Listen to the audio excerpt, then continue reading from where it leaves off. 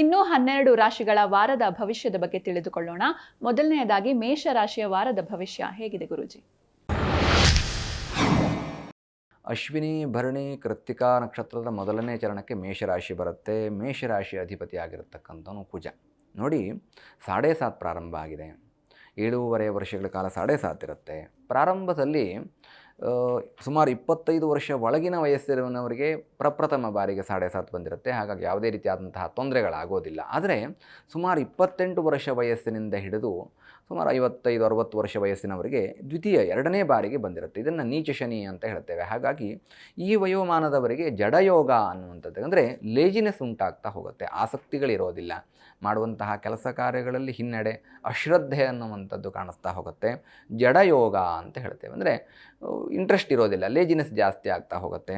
ಪ್ರತಿಯೊಬ್ಬನಿಗೂ ಕೂಡ ಚಾಕಚಕ್ಯತೆಯಿಂದ ಲವಲವಿಕೆಯಿಂದಿರ್ತಕ್ಕಂಥದ್ದು ತುಂಬ ಅತ್ಯವಶ್ಯಕ. ಹಾಗಾಗಿ ಜಡಯೋಗದಿಂದ ದೂರವಾಗೋದಕ್ಕೆ ಹನುಮಾನ್ ಚಾಲಿಸಾ ಪಠಣವನ್ನು ಮಾಡಿಕೊಳ್ತಕ್ಕಂಥದ್ದು ಮೇಷರಾಶಿಯವರಿಗೆ ಉತ್ತಮ. ಹನುಮಾನ್ ಚಾಲಿಸಾ ಪಠಣದಿಂದಾಗಿ ನಿಮ್ಮ ಜೀವನದಲ್ಲಿ ಅಭಿವೃದ್ಧಿಯನ್ನು ಕಾಣ್ತಾ ಹೋಗ್ತೀವಿ. ಜಿ ಕನ್ನಡ ನ್ಯೂಸ್ ಈಗ ನಿಮ್ಮ ಮನೆಯಲ್ಲೇ ನೋಡಿ. ಎಲ್ಲ ಕೇಬಲ್ಗಳಲ್ಲಿ ಈಗ ಲಭ್ಯ.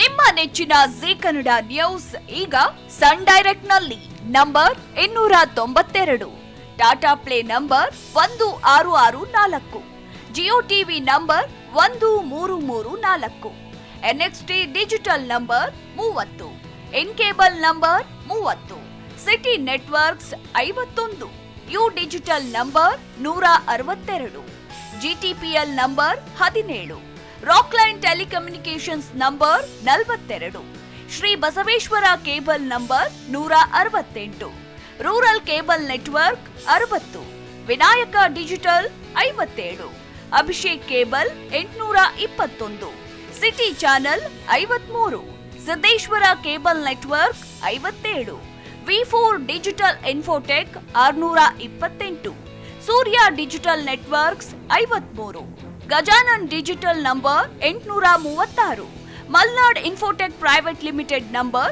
56, Metrocast number 830, victory digital number 167ರಲ್ಲಿ ನೋಡಿ ಆನಂದಿಸಿ.